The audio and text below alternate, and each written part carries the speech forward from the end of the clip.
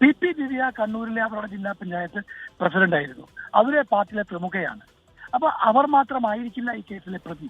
അന്നൊരു petrol bunk അനുവദിക്കുന്നതുമായി ബന്ധപ്പെട്ട് CPM നേതൃത്വത്തിനുള്ള അതിലെ പങ്ക് അതുകൂടി അന്വേഷിക്കണം എന്ന ശക്തമായ ആവശ്യം ഉയർന്നു വന്നിരുന്നു.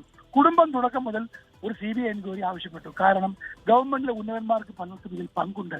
അതുകൊണ്ടാണ് അവർ ഞങ്ങൾക്കൊപ്പം നിൽക്കാത്തത്. ഒരു കമ്മ്യൂണിസ്റ്റ് കുടുംബമായ സഹയാത്രികനായ നവീൻ ബാബുവിനുണ്ടായിട്ടുള്ള ഈ ദാരുണമായ സംഭവത്തിൽ പോലും പോലീസും സർക്കാരും പാർട്ടിയും ഞങ്ങൾക്കൊപ്പം നിൽക്കാത്തത് ഇതിൽ സംശയം ഉളവാക്കുന്നതാണെന്ന നിലപാടാണ് കുടുംബം സ്വീകരിച്ചത്. അതാണ് കേരളത്തിന്റെ പൊതുസമൂഹം അംഗീകരിച്ചത്. ഇന്നും താങ്കൾ പറഞ്ഞ പോലെ കേരളത്തിന്റെ ഒരു വലിയ വേദനയാണ്. കേരളത്തിലെ ജനങ്ങളെ എമ്പാടും വല്ലാതെ സങ്കടപ്പെടുത്തിയ സംഭവമാണ് നവീൻ ബാബുവിന്റെ മരണം. അതൊരു കൊലപാതകമാണെന്ന് ഇന്നും കേരളം ഒന്നടങ്കം വിശ്വസിക്കുന്നു. കൊലപാതകമല്ലെന്ന് വരുത്തി തീർക്കാൻ വേണ്ടി പിണറായി സർക്കാർ അവർക്ക് പരിശ്രമിക്കാവുന്ന എല്ലാ പരിശ്രമവും നടത്തി.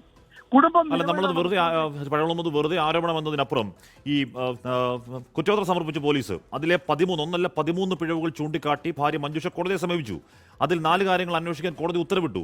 അതിനുശേഷമാണ് നവീൻ ബാബുവിനെതിരെ അഴിമതി ആരോപണം ഉന്നയിച്ച് പ്രശാന്തന്റെ ബാങ്ക് വിവരങ്ങൾ, കൊയ്യം സർവീസ് സഹകരണ ബാങ്കിൽ പണയം വെച്ച പണം വായ്പ എടുത്തതിന്റെ രേഖ, ADMന്റെ കോട്ടേഴ്സ് നടത്തിയ CCTVയുടെ പൂർണ്ണ ദൃശ്യങ്ങളൊക്കെ വരുന്നത് എപ്പോഴാണ്? അതിനുശേഷമാണ്. അപ്പോൾ ഈ കുടുംബത്തിന്റെ ആരോപണങ്ങൾ കേവലം ഒരു ഗൃഹനാഥൻ നഷ്ടപ്പെട്ട ഒരു വിധവയുടെ വേദന എന്നതിനപ്പുറം കൃത്യമായ ചില കാര്യങ്ങളുണ്ട് എന്നല്ലേ അതടക്കം വ്യക്തമാക്കുന്നത് ശ്രീ പഴകുളം മധു?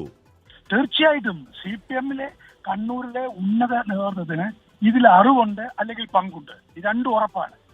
പി ദിവ്യ എന്ന ഒരു ഏക വ്യക്തിയിലേക്ക് മാത്രം അന്വേഷണത്തെ ഒതുക്കാൻ ഗവൺമെന്റ് പരിശ്രമിച്ചതും ഉന്നതരിലേക്ക് കേസ് നീളും എന്നുള്ളത് കൊണ്ടാണ്.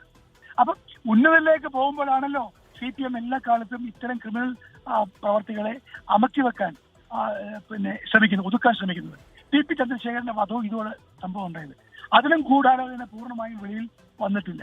അപ്പൊ ഈ സംഭവത്തിൽ അത് തന്നെയാണ്. അതുകൊണ്ട് ഇതൊരു കൊലപാതകമാണ് എന്നുള്ള ജനങ്ങളുടെ സംശയത്തിനെ ബലപ്പെടുത്തുന്നതാണ് CPMും സർക്കാരും ഇക്കാലം അത്രയും സ്വീകരിച്ച നിലപാടുകൾ വ്യക്തമാക്കുന്നത്. കുടുംബം സ്വമേധയാ കോടതിയിൽ പോയി. കോടതിയിലും ഗവൺമെന്റ് സ്വീകരിച്ച നിലപാട് ഇതൊരു CBI എൻക്വയറിക്ക് സ്കോപ്പുള്ള കേസേ അല്ല.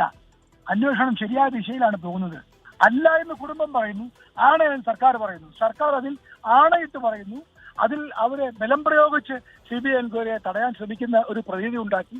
ഈ സാഹചര്യങ്ങളെല്ലാം ബോധ്യപ്പെടുത്തുന്നത് ഈ കേസിൽ ഒരു വ്യക്തി മാത്രമല്ല പ്രതി, പല ആൾക്കാരും ഇനി കുടുങ്ങാനുണ്ട്.